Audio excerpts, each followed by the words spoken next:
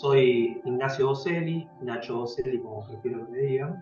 Soy diseñador de imagen y sonido, graduado de la FADU UBA, docente en la materia de teoría estética de los medios y también a partir de este año en el CBC, en Proyectual 1 y 2.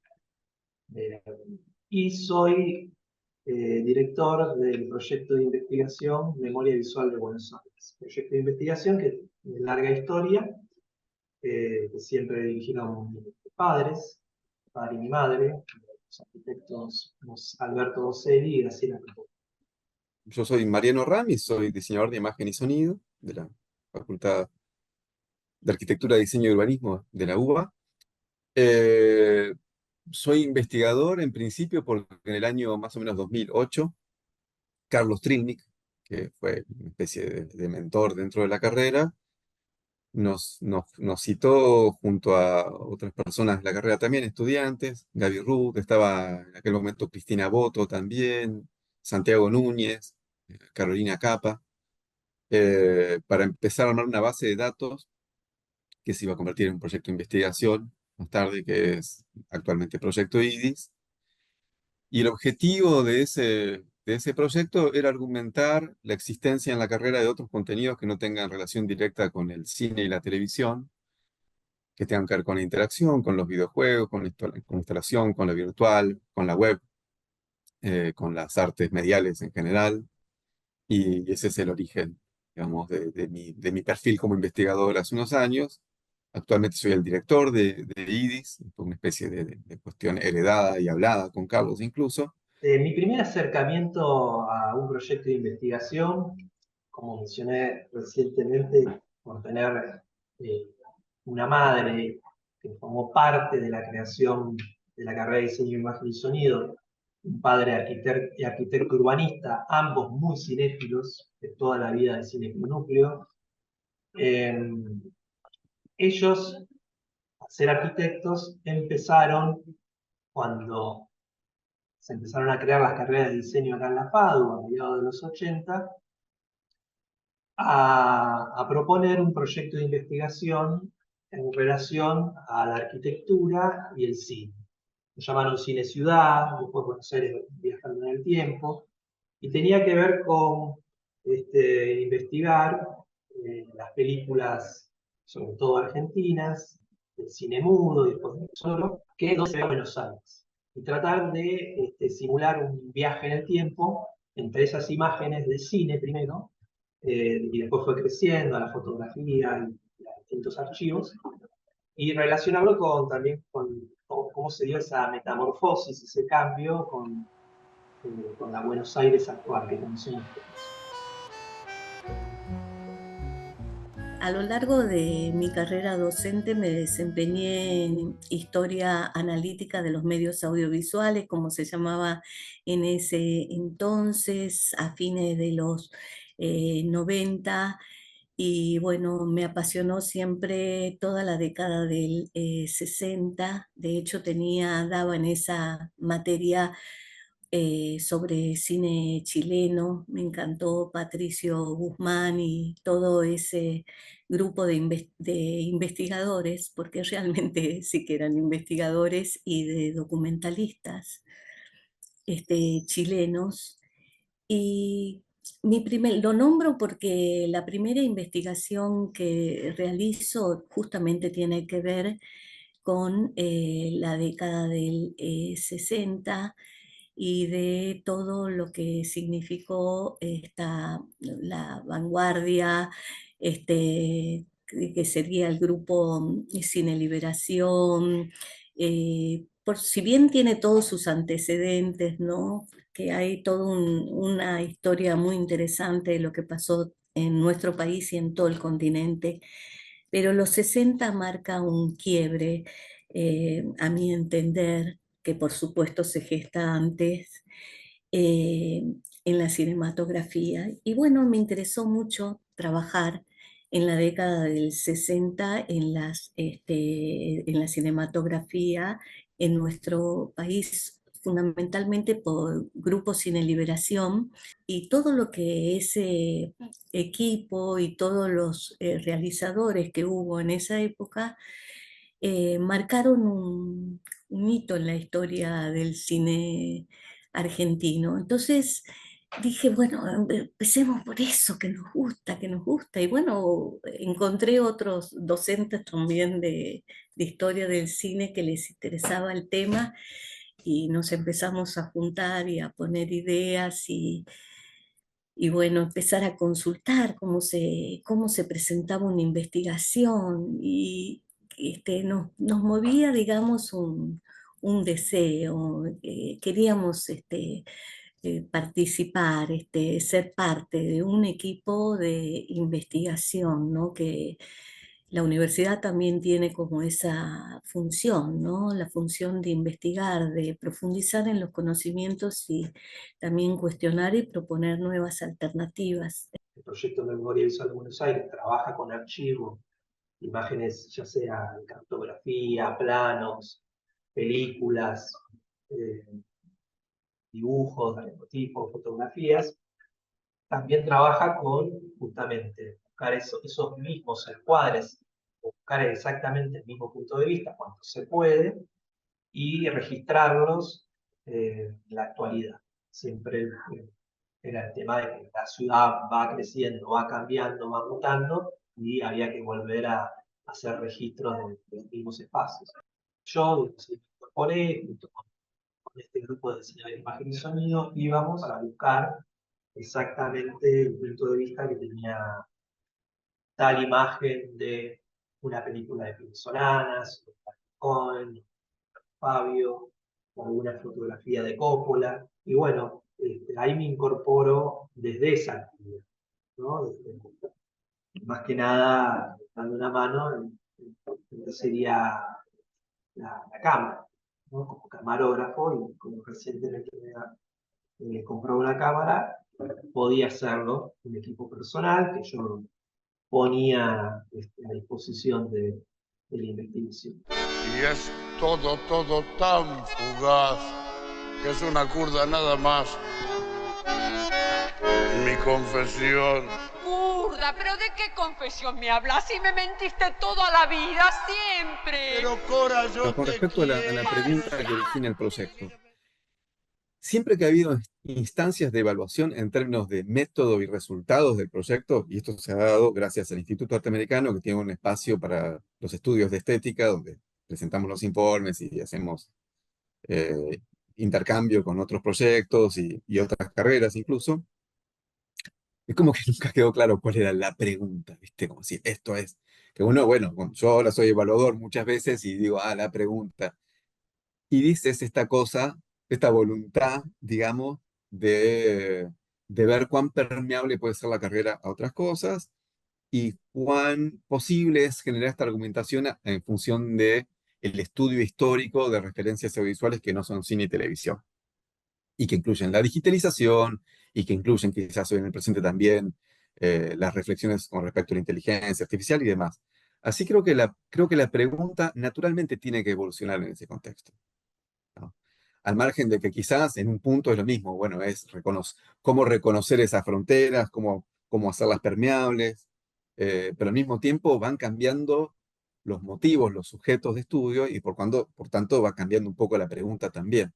Mientras desarrollábamos la investigación, encontramos algunos puntos en donde, por ejemplo, no todos, pero por ejemplo, Gleiser trabajó con Narcisa Hirsch, Vallejo, que era un militante así, duro, digamos, trabajó con Narcisa Hirsch. Entonces, esa confusión que había entre los militantes y el cine experimental, que a veces parecía tan distante, pero de pronto colaboraban, que también fue una época de cooperación, que es algo muy importante también así como hubo pasiones y enfrentamientos, también fue una época de cooperación y de solidaridad que es tan importante para nuestra cinematografía y para nuestros tiempos. Entonces empezamos a irnos un poquito también como por ese, digamos, por ese por eso el cine experimental. Y de pronto nos estamos más enfocando en eso y ver qué es lo que hay de lo político y cómo, digamos, el cine experimental. Esa era una pregunta que para nosotros de alguna forma estaba resuelta con el cine militante, cómo el cine experimental, aludiendo a un concepto que Ana Amado desarrolla, construye su politicidad, dice ella, y explica que la politicidad se da a través de la intervención poética que hacen los cineastas en su relación con la realidad o en su reinterpretación. Entonces, ¿cómo construye su politicidad el cine experimental? Porque nuestro tema siempre había sido, por un lado, el tema de la memoria, el tema de la intervención poética, pero con un rasgo militante. Entonces, esto, ¿cómo habla? ¿Cómo habla de la desigualdad? ¿Cómo habla de algún emergente de la realidad, el cine experimental? Es una tarea ardua. También la investigación te puede decir, ojo, por aquí no, o la respuesta es esta, tenés que cambiar tu enfoque, tu mirada de qué es lo político. Por lo tanto, nosotros buscamos también como investigadores mucho repensar el tema de qué es lo político, ¿no? Entonces, en eso estamos. O sea que desde la investigación, desde que comenzamos hasta en la actualidad, en realidad, queremos movernos de época, porque ahora estamos proyectándonos a los 80, pero los 60 son tan ricos que parece que no terminamos todavía de gustarlo, ¿no? De explorarlo. Así que bueno, en eso estamos. Bueno, algo sí, interesante que tiene este proyecto, que, que nace en el 86 justamente con la creación de las nuevas carreras de diseño gráfico, diseño industrial, diseño indumentaria y textil, diseño de imagen y sonido y diseño de paisaje, ¿no? De pasar a ser la FAU, de la Facultad de Arquitectura y Urbanismo, a la FADU, se da en ese contexto el nacimiento de este proyecto. Y en ese contexto ya existía ese debate de, bueno, ¿por qué la carrera de diseño de imagen y sonido se dicta en la Facultad de Arquitectura, ¿no? Nace en realidad como algo conjunto con filosofía y letras y con ciencia de la comunicación. Finalmente queda acá en la FADU, pero como idea, la idea era desde acá, desde la arquitecta Carmen Córdoba, secretaria de Extensión en ese momento, de secretaria académica de la FADU, de crear la carrera de diseño imagen y sonido.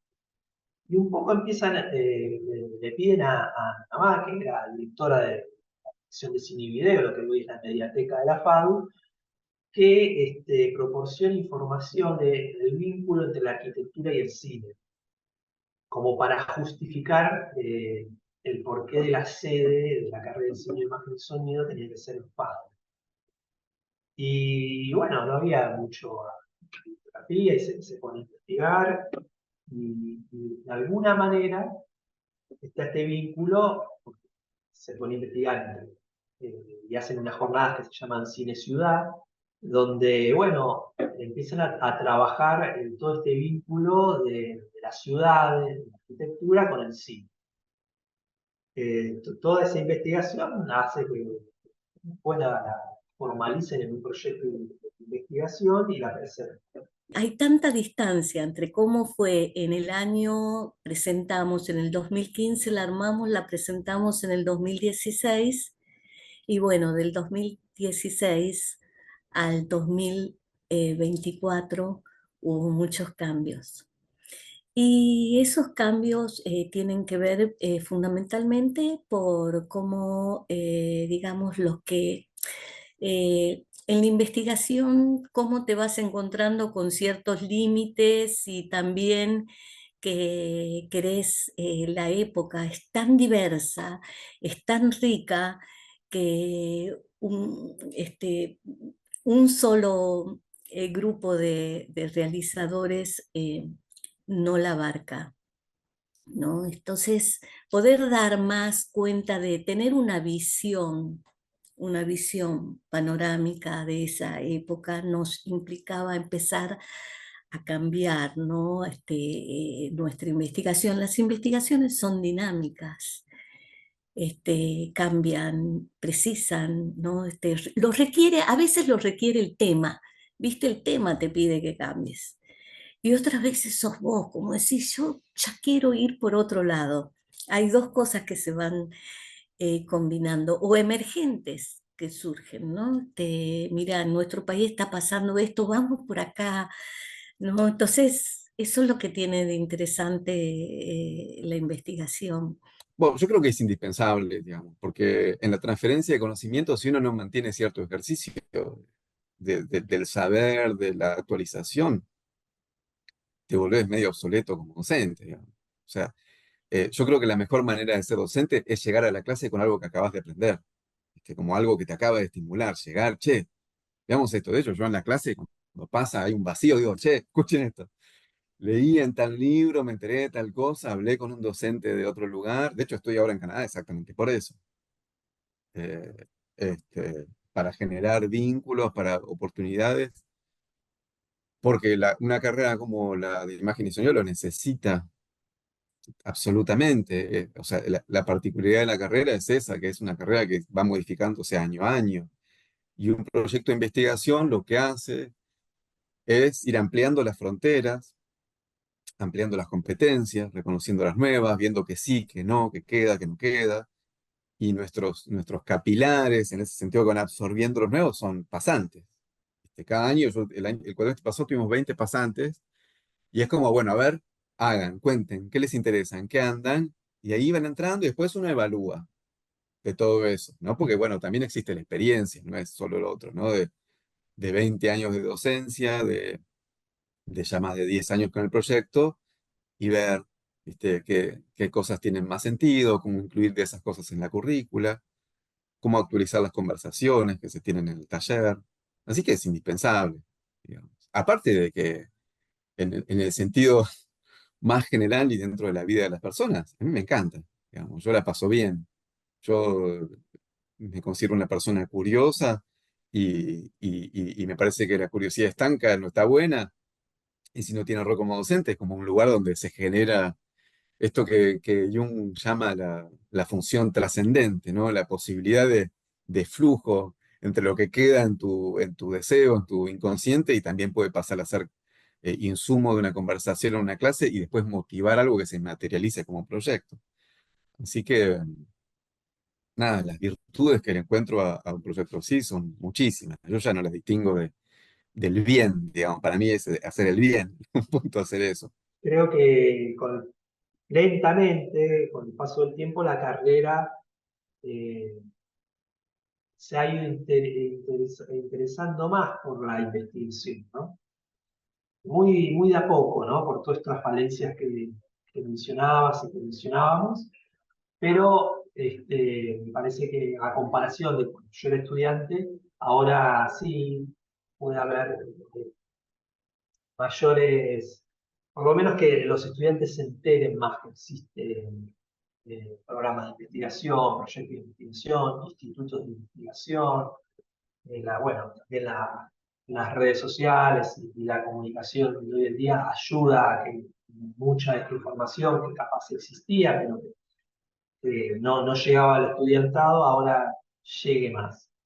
En mi época de estudiante no me llegó, pero como estudiante sí me llegó eh, como graduado o a través de familia, pero eh, capaz de las materias de historia, el ir al Museo del Cine, recuerdo algún trabajo de tener que ir a la biblioteca del Museo del Cine y estar por primera vez frente a un montón, ir al Archivo General de la Nación, a algún que otro trabajo.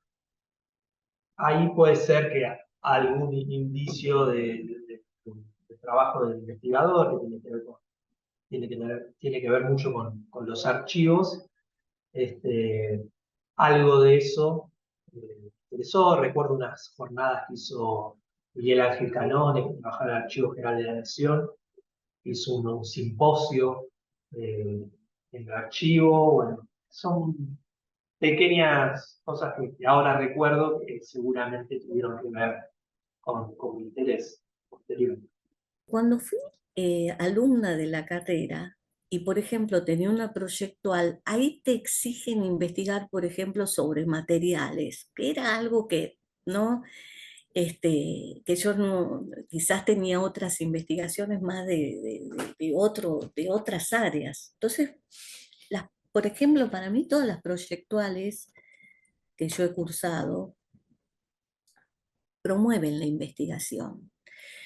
Lo que pasa que también exige como un marco, ¿no? También el docente ahí tiene que jugar para, ¿no? tirar la soga de la investigación y ayudar a que eso crezca también, ¿no? Es un ida y vuelta, ¿no? Entonces, por ejemplo, también a mí, por ejemplo, todas las teóricas también, supongamos las de historia, a mí me han llevado a investigar y meterme en el mundo del audiovisual, porque a veces uno cree que la investigación está solamente en leer, que de hecho es importantísimo, pero también está en el hecho de ver material. Por ejemplo, a mí historia justamente del cine me ha despertado esa pasión por buscar, y ya buscas acá y te das cuenta que ese autor tiene que ver y te vas metiendo en un mundo, entonces vas pasando de décadas, vas viendo, entonces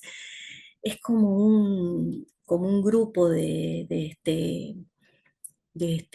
materias que te ayudan a eso.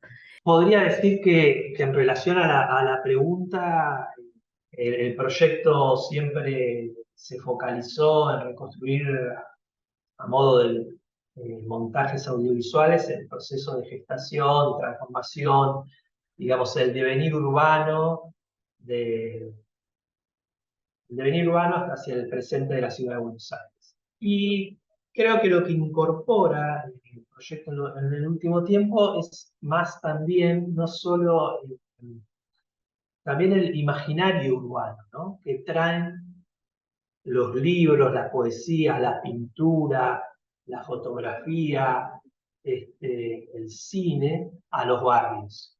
Todo esa construcción, ese imaginario urbano, ese consciente, digamos, colectivo que se genera a través del arte, eh, genera en los barrios ciertos mitos, ciertas, digamos que a veces eso que genera una novela en un barrio o una película, como podría ser El Sur de Pino Solanas, la de Gatica en Barracas, generan como otra memoria a reconstruir, que no es solo la de los cambios urbanísticos, sino aquella que queda en el imaginario. Entonces me parece que ese fue un poco el cambio que fue teniendo el proyecto, esa incorporación del imaginario urbano y del patrimonio, ¿no? Que ya no es el táctil, el edificio que no está, sino la memoria. ¿Viste cuando vos decís plano y contraplano en el audiovisual? Bueno, vos a veces estás haciendo la pregunta desde acá. Y a veces el tema exige que vos vayas desde el otro lado a hacer la pregunta. Te pongas en contraplano. Y ese ejercicio es el ejercicio para el investigador. No es un ejercicio que lo tenés resuelto de antemano. Porque también hay temas que a veces hay cosas que se te contestan sin preguntas también, ¿no? O hay veces que alguien te contesta algo Y vos decís, ay, esto podría ser una pregunta. Es una dialéctica, es una dinámica la pregunta y la respuesta. Las preguntas son un buen indicador porque cuando uno, no sé, en un momento nosotros trabajábamos con bases de datos en realidad virtual, nuestro proyecto en realidad virtual, ¿no? Y en ese momento, año 2014, cuando empezamos con esto, no existía casi, yo hice unos cuantos vueltas por universidades consultando esto, la experiencia de base de datos que se pueden interactuar en realidad virtual. Entonces la pregunta momentáneamente fue esa, ¿cómo funcionaría una base de datos con la que se generan consultas en realidad virtual? Eh, y entonces, cuando vos tenés la pregunta formulada específica dentro de la gran pregunta, pequeñas otras preguntas, podés ir a otros lugares y ver, ¿esto lo respondieron ya? ¿Esto alguien lo sabe? Che, ¿nadie lo sabe? Bueno, esta pregunta es un buen indicador para darme cuenta que nadie está probando a ver cuál es la respuesta a esa pregunta. Y eso me parece que está bueno en términos de pregunta. ¿Cómo se hace una pregunta? Porque encontrar la pregunta, hay que buscarla, la pregunta. A veces puede ser que la pregunta, no sé, te salga así, ¿viste? Como pum, salió la pregunta y vos decís, qué bien. Y otras veces es como que haces pregunta, pero no es la que vos querés. O quizás es una pregunta que te acerca, pero necesitas profundizar más. Entonces, hacer una pregunta es un proceso también de aprender a hacer preguntas. Porque bueno, uno tiene todo eso de que tenés que saber que tenés que hacer preguntas abiertas para que no te contesten ni sí ni no, sino bueno, eso es, ya empezar por ese aprendizaje es muy importante. La pregunta puede ser un camino que abre una puerta y la respuesta es el camino.